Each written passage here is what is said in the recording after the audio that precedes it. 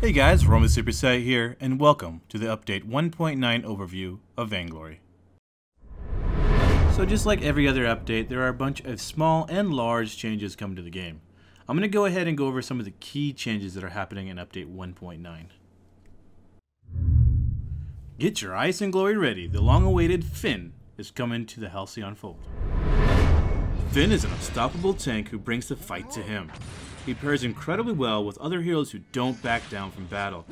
Phinn is strongest with defense and utility items, and he's able to absorb immense amount of punishment, protecting teammates while they dish out damage. For more information about Phinn, check out the link in the description down below. Autumn Season 2015 has begun, and with that you can now work towards ranked Autumn trophies, training to qualify for an Autumn tournament, rally your guild towards seasonal rewards, or grabbing limited time content. All Vainglory activities in-game and out will turn over with the seasons. And that's not all. In Autumn Season 2015, Vainglory will be adding a seasonal map skin,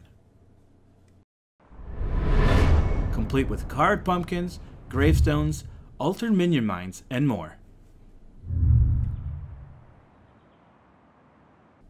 On top of the 2 skins that are coming out in Update 1.9, there will also be 2 limited edition skins that you can only get in Autumn Season 2015. It slices, it dices, it cuts through tin cans. Shirokage Taka Tier 2.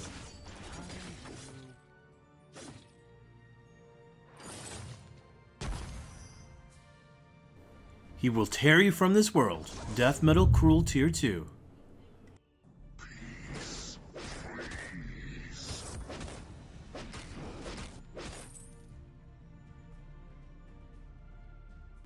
It's not a stamen, it's a sprout. It's Pumpkin Spice Petal.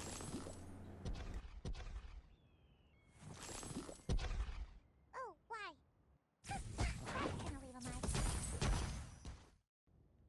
Overthrowing a powerful queen and avenging her mother. It's Baywitch Celeste. Do note, once a limited skin is unlocked, the skin is yours to keep, even after it leaves the market. Now that Autumn Season 2015 has begun, Pre-season Season 0 has come to an end. The highest skill tier you have achieved during Pre-season Season 0 has now been immortalized in your trophy room. Congratulations, that can never be taken away from you. Your existing skill tier has also been archived. Your starting skill tier from Autumn will be different than where you ended this pre-season based on a compression of skill tiers, giving you room to rank up during Autumn 2015. Play ranked matches now to earn your Autumn trophy and prepare for future rewards. Autumn Esports schedule has been announced. Mark your calendars for Autumn Vainglory Esports. For more information, check the link in the description down below, or look out for more in-game announcements throughout the seasons.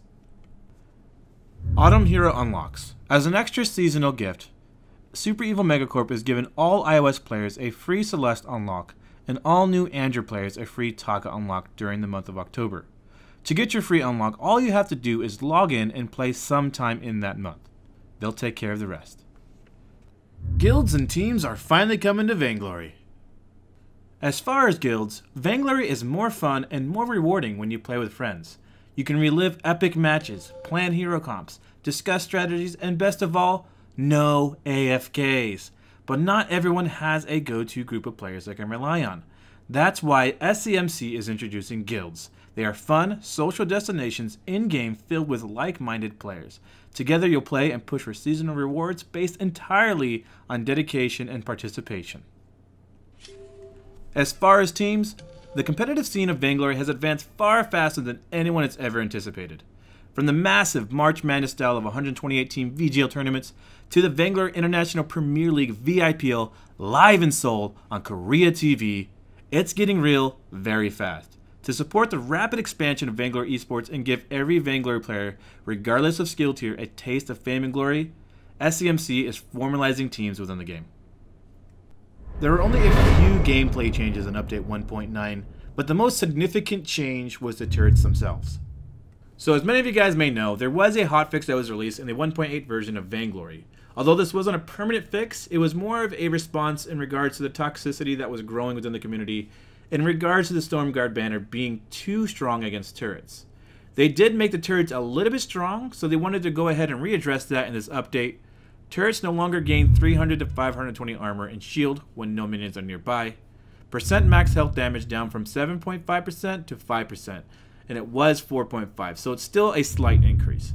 Damage amplification per shot down from 45% to 30%, and it was 28%. Now with this update, there is a new backdoor barrier.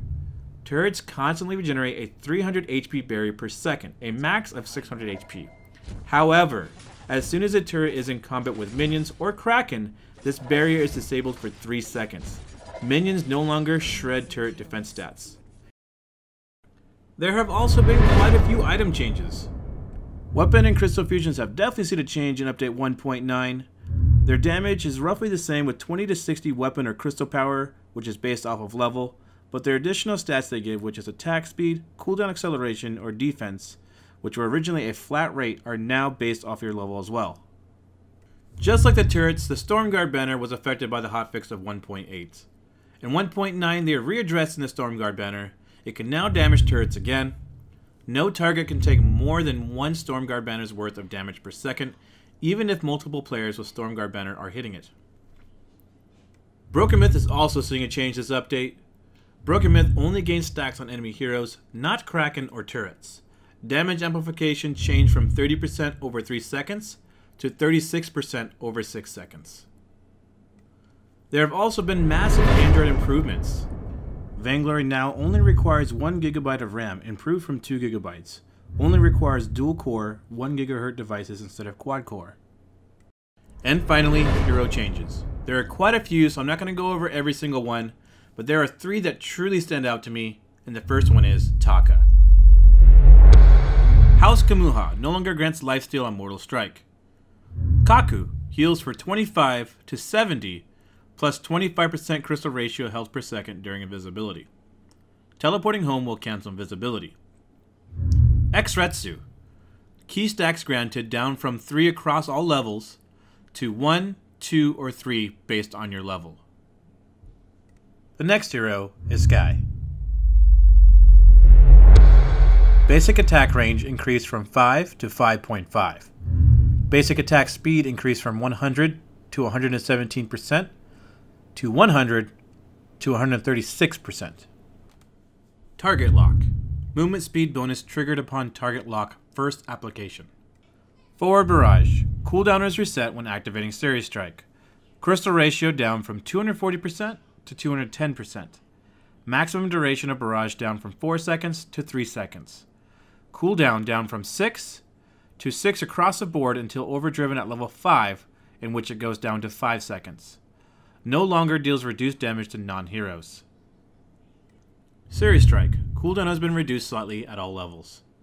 Removes animation lock at the end of the ability. Missiles no longer lead their target, but instead fire in a line from the target's location to where Sky dashes to. Missile AoE increased from 1.7 to 2.2. Death from above. Damage per second up from 200 to 400 to 275 to 425. Crystal ratio up from 150% to 190%. And last but not least, Petal. Out of all the heroes in 1.9, Petal definitely takes the cake in terms of the most changed in this update. Therefore, I don't want to go over her abilities. It would take a century to go over them, but here's a really quick summary of the rework. If you want a more in-depth look into Petal, check the update notes in the description down below. And that is it for the update 1.9 overview of Vainglory. I hope you guys enjoyed this video as much as I did, and I will see you guys next time. Later!